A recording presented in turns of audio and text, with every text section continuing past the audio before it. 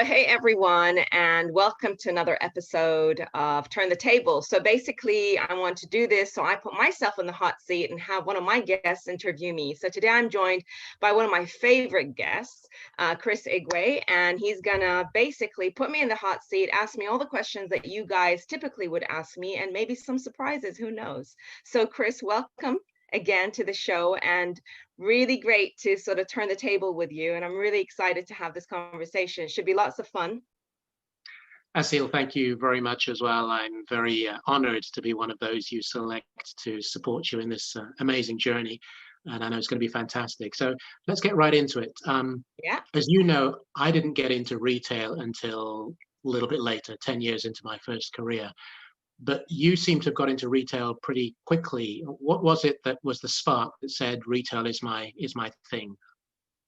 Yeah, I mean, I got into retail, I guess by chance, really. It definitely wasn't my career. I mean, I studied interior design and had my own business for quite a while. And I guess in the 90s, Chris, you'll remember that that the whole term lifestyle was being coined, which meant that there was this surge of boutique hotels that were happening, sort of the Sandersons and the Mondrian and all these really in the Hempel.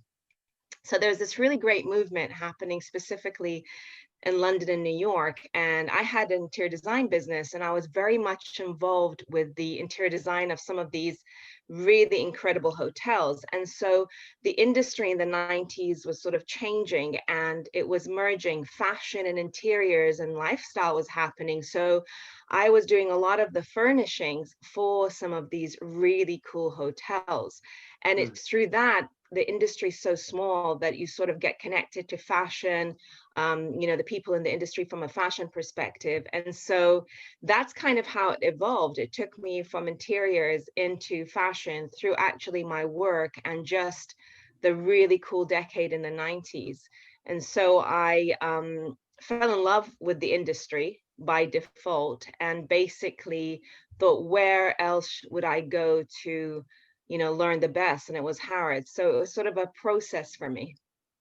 And so how many years, just to give us a sense of idea, how long were you evolving into getting into retail? Well, so I was very young. I mean, I graduated high school when I was 15, and I graduated university at 18. I was super ambitious. Yeah. Yeah, I see you laugh because you're like, oh, what a surprise.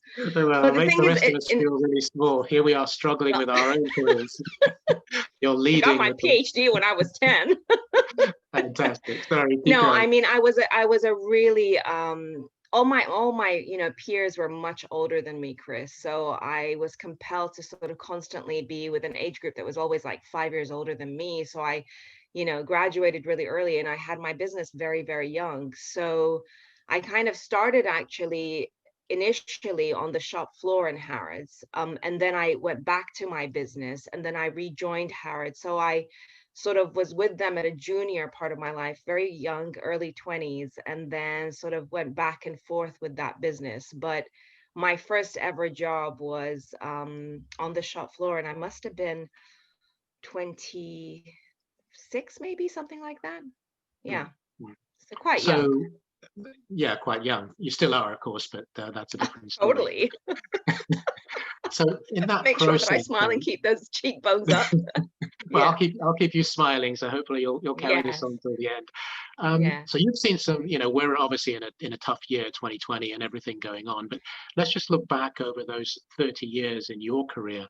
What have been Yeah. the highs, maybe the lows as well? It's always good to learn from the lows. What have been some of the highs and lows that you would, one or two you'd pick out that stand out Yeah. most? I think the favorite part of my career, I have to say, and I'll always talk about, is my time with Harrods. Chris, because I was there at a time where it was really magical. We had an incredible business, tough because we did hit 9/11 actually when I was there as a buyer. So not easy times, but the whole world and magic of Harrods taught me so much. I mean, from the experience. It was a destination. It is a destination. It's number one as a tourist attraction. So for me, working with the Fayed, understanding his eccentricity, how he wanted to create these moments for people and these big experiences. And of course, experiencing the luxury groups, and then just the Harrods as an institution, how they trained us, what they taught us. I mean, I was saying to someone the other day, when we joined, I was so proud to be part of Herodian, because there's thousands of people, you can imagine want to go for that job. And then you don't even touch the shop floor. You don't even see your office at Mm, least a good few weeks, until they train you. And all their trainers were sort of entertainers, or they were actors, or came from an entertainment industry. So the whole experience of Harrods was something that I will always, and it hugely impacted my career, the entire thing. So if we look at that, then you've talked about the highs, and especially as it's a department store as well, there Yeah. are additional complexities around that. So would Yeah. you contrast that by saying that's one of your lows as well, experientially, from what you see maybe as an observer today? No, Tragedy.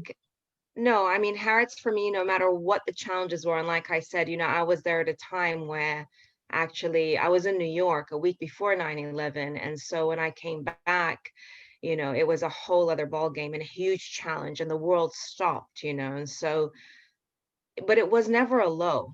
I mean, it was always a learning. And even during that process, I managed to turn it around and make things happen, because with challenge comes great opportunity, right? But Absolutely. my career lows, if you say, or the challenges that I've had, is really, um, I think, Chris, it's the challenges would be being in a position where I had so much to give. But, when you look at my career, it's sort of 2 years here, 2 years here, 2 years here. And Mm, I think the biggest challenge was sort of keeping my appetite for, experience going, which is why I moved, because I'd go into a role, do so much so quickly, and then want to move on to the next and next. And I think the challenge was actually more for people keeping up the pace with me. mm. And of course, being a woman as well, that's very tough.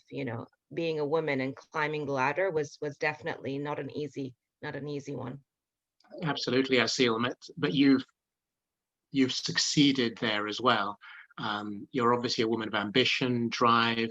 Success is kind of one of your mottos, but taking people with you. We'll come on to the people side in a minute, but just let's Yeah. take that innovative, creative spirit that you have, not just for yourself but for others. How have you integrated that into your business today and businesses that you have advised over the years? Yeah. Innovation, we talk a lot about. Creativity, we talk a lot about. How do you mesh the two together and make it work Yeah. successfully? I mean, for me, it's my career was always 50% creative, 50% commercial, right? The first 15 years was in creative director roles, brand director, design director. So very much involved in the whole process of concept creation. How do you create a brand from nothing to something? And then how do Mm, you deliver it? And then the mm, second part, of course, 15 years was, CEO and senior exec. So very commercially driven, P&L focused. So it's my career has given me that ability to be that hybrid, and think very differently. So every time, even when I'm in a commercial role, I'm always innovative, always creative, because that's just how I'm built. That's just who mm, I am. And so mm, actually that links very closely to the previous question. That's not always been easy to have a creative, innovative thinking CEO. And that was one of my greatest challenges every time I've been placed in a senior executive position. It's been very difficult for the businesses. Of course, then they see the money, and then they see the profits go up by 300 and 400% exponentially in a short time. Then they recognize the creative. But typically, a CEO is always, finance driven, very much, about cost, very much about the numbers. But I come into it from a very different angle, and I always merge innovation, creative. So basically my role is always like chief creative officer as well, because I will handle and oversee all the brand marketing, media strategies. And so that's not easy for corporates to absorb, that you can have a leader who's multitask. But then they see the upside when you see the, like I said, the numbers starting to really, and the people, and everyone starts to think differently because you are that sort of different creative thinker. So that's because it's an innate part of who I am. And by natural default, I get people to think that way.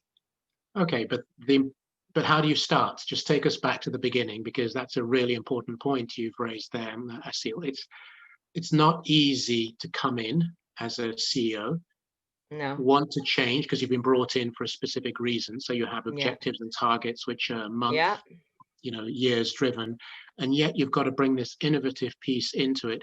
How do you engage people for them to see where it Yeah. is you want to go and have the patience to give you that, especially as you say, coming back and talking about you as a woman? How does a woman do that? It's tough enough for a guy, maybe, but for a woman, even Mm. more challenging. How can you break those down for us to understand? Well, I mean, I think, Chris, I'm a very, when people ask me what sort of leader I am, I'm always saying, I'm a very human. I'm human and transformational. So the first touch point is human, right? And I'm totally open and engaged with my teams, and they know that from the get-go. They know it from the minute I come into to the head office. They know it when I group everybody on my first day and sort of meet every single individual, whether they're 300 to 400 people, I will do that. They also know it when the first 90 days I spend my time touring and meeting every, I've spent 90 days meeting every individual one-on-one, face to face, and then getting on a plane and meeting 1,500, 2,000 people, shop floor, everybody, everyone in the business. I spend my time when I touch a business is impacting them through emotionally engaging. And that's how I do it, right? So that most of my time, they say you've got 90 days to sort of get to know the business. Typically, a CEO would spend their time immersed in the numbers with their finance team and a door closed, trying to understand the change through the financial element. For me, is I'm not going to affect that if I don't touch the people. So 90 days for me is absolutely engaging one-on-one. And that's hugely important to change impact, right? That's then when they get to know you, they understand the comfort, right? You're open, you're there, you're honest, you're for them. So they get to relax into their, creative thinking, and you're encouraging them because they can see from you, your leadership style is, not about just your role. I encourage them constantly. So, whether it's sending out, they'll have a mail directly to me, they'll WhatsApp me their ideas. It's the culture that you create. I Mm. think that's the most important thing. I mean, that's a wonderful indication, and I agree totally with you, Asil, that Yes. the emotional intelligence, the connection with the human being, we've lost so much of that. So that brings me on to, let's Yes. pivot on to something else. Mm. To what extent do you think CEOs have lost the plot, if I may, in the Oh, past wow. That's going to 10, be a whole 15 other years? turn the table, Chris. Really want to go there? All right, let's not Oh, go there. gosh. Let's just get your 2 cents worth then, because retail is Yeah. upended itself. So just give us your sense of what a CEO's role should be beyond what you've already said. Are there any other kind of items or areas that we're missing today, especially, stock market quoted companies, not necessarily referring to them only, but their shareholder value Yeah. that is always driven. What are the maybe, 1, 2, 3 points you would raise as being areas to focus on? Yeah, I'd say get on the shop floor, understand your business and listen, because over the 30 years, I have met some amazing CEOs and I have met some that have been, far from my expectation. And typically, what's really interesting is, of course, because I'm doing all of these interviews, I'm speaking to so many people, and what's fascinating is that there is still that lack of change in a traditional CEO hire or profile. And if they don't change, Chris, which means change means that you have to be connected, you have to roll your sleeves up, you have to get on and understand deeply your business, your teams, and your customer. It's not the traditional format. It's not just your P&L, because you could sit there and look all day long at those numbers. They're not going to change if you're not actively involved in your business. And I mean every element, every vertical. And what's incredible for me is that this is just not shifting. Mm, It's this typical arrogant approach to running a business or this old school mentality. And there'll be a point, especially now, there will be a point, and I think initially 6 months ago, a lot of businesses thought, we'll ride the wave. In 6 months, everything's going to be back to normal. We'll do our cost cutting, we'll furlough, and then we can rehire and it's all back. But they're realizing now that's not the game. Mm. And if you don't change from the leadership down, that change will never happen. You have to innovate. You have to think creatively. You cannot be traditional in your approach. And I think now they're going to be hard hit and realize that. And that means Mm. hiring people that have more empathy, hiring more creative thinkers, because it's about survival, right? You either sink or swim right now. Traditional doesn't mean, and you can cost cut as much as you can. There'll be a point where you'll be sitting there on your own in that office because there's only so much cost cutting, right? But what about the top line? There's only so much. And the top line comes from creativity and innovation and thinking differently. That's how you're going to achieve it. So that's what I'd love to see.